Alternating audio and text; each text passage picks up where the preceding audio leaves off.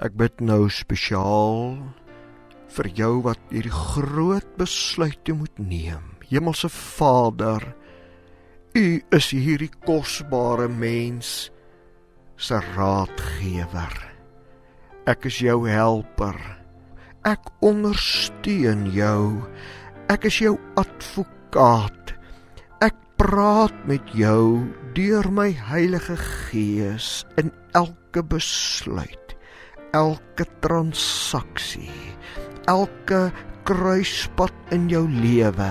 Ek is daar om by die punt van besluit vir jou te inspireer of jy moet links of regs gaan. Here, ek spreek oor hierdie persoon. Jy sal die regte besluit neem. God is met jou. Die Here help jou. En jy sal terugkyk en weet, jy het die regte besluit geneem. Die Here het jou gehelp. Dankie daarvoor in die naam van Jesus. Amen.